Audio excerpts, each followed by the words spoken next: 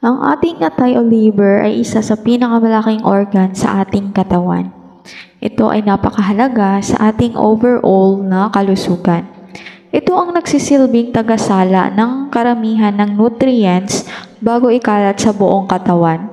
Ito rin ang nagsasala ng ating iniinom at kinakain.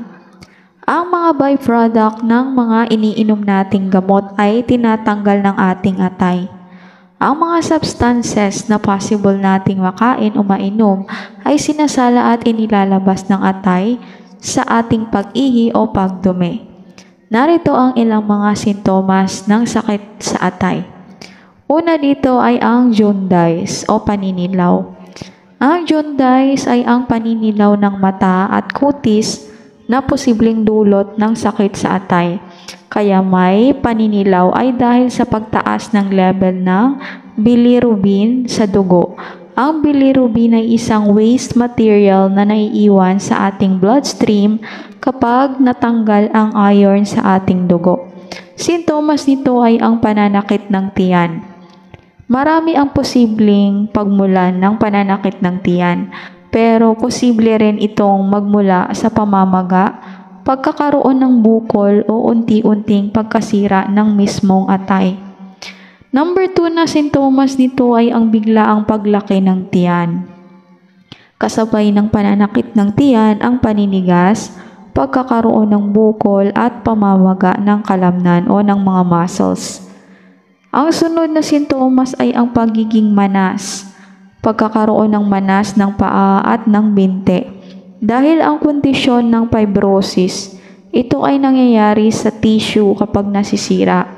Naiipon ang likido ang tubig sa labas ng cell kaya may swelling o pagmamanas. Ang sunod naman ay ang pag-iiba ng kulay ng ihi. Nag-iiba ang kulay ng ihi kapag ang liver natin ay nasira.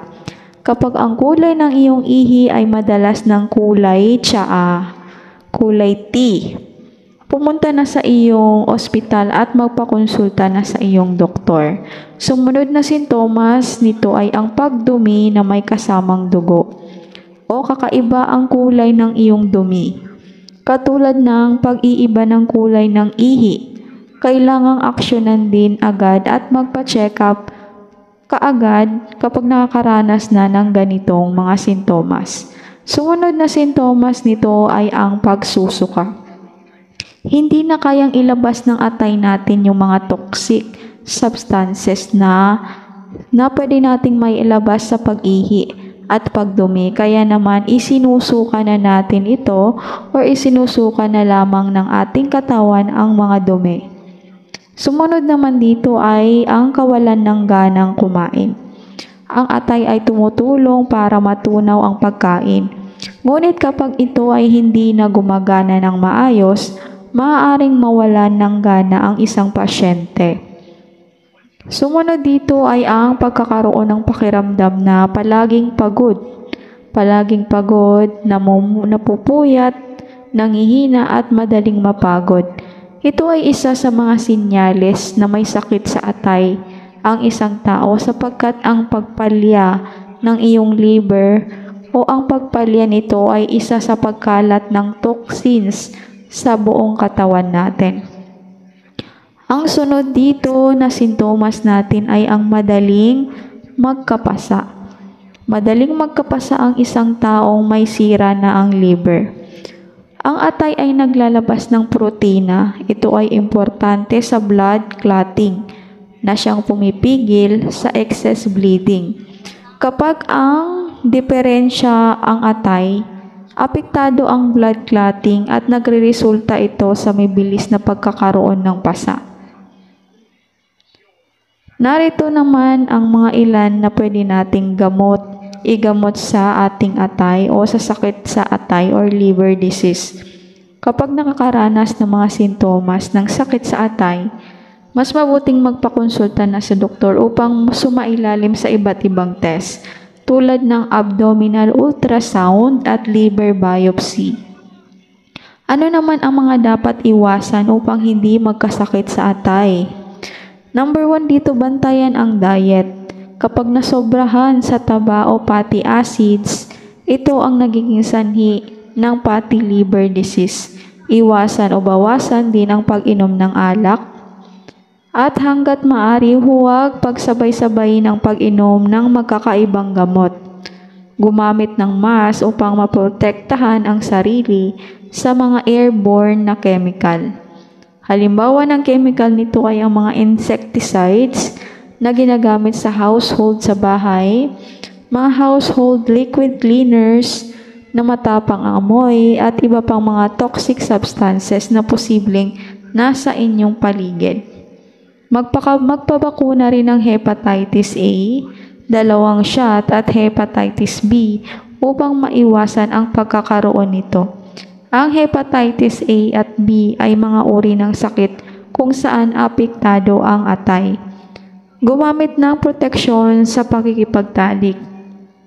Suriin muna ang mga instrumentong ginagamit sa pagpapatato at pagpapabutas ng mga bahagi ng katawan o piercings. Ang sakit sa atay ay maaaring mangyari sa kahit kanino man, mapabata man o matanda, regular o magpakonsulta sa doktor para maiwasan ang mga ito. At para naman palakasin ang iyong atay, pwede tayong kumain ng maraming gulay tulad ng broccoli, spinach, carrots, at bawang or garlic. At prutas tulad ng avocado, pakwan at papaya. Huwag rin kalimutan ang mga whole grains at lean protein o ang karne. Makakatulong rin sa pagpapabuti ng atay ang pagkain ng oatmeal, almonds, kape at green tea.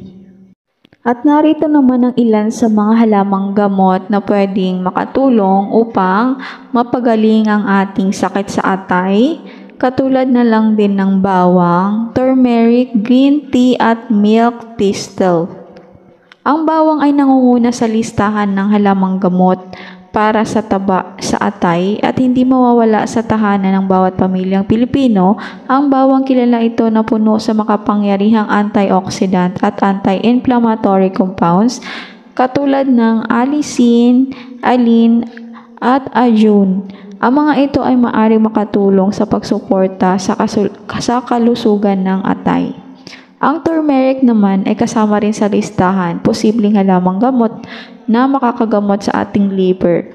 Ito ay nakilala dahil sa dilaw nitong kulay na mayroong active ingredients na tinatawag na curcumin. Ang naturang sangkap ay siyang responsable sa pagbawas ng mga salik ng panganib ng non-alcoholic fatty liver disease at hepatic steatosis. Ilan sa mga makapangyarihang anti-inflammatory, antioxidant at anti-cancer properties na taglay nito ay siyang dahilan kung bakit mainam ito para sa may mga liver disease. Ang milk thistle, matagal na ginagamit ang milk thistle bilang gamot sa sakit sa liver. Inungkahi ang milk thistle ay may malakas na antioxidant effect na maaaring makatulong sa pagsulong ng liver cell regeneration, mabawasan ang pamamaga, at makinabang sa mga may sakit sa atay. Gayunpaman, ang mga resulta mula sa pag-aaral ng tao ay halo-halo.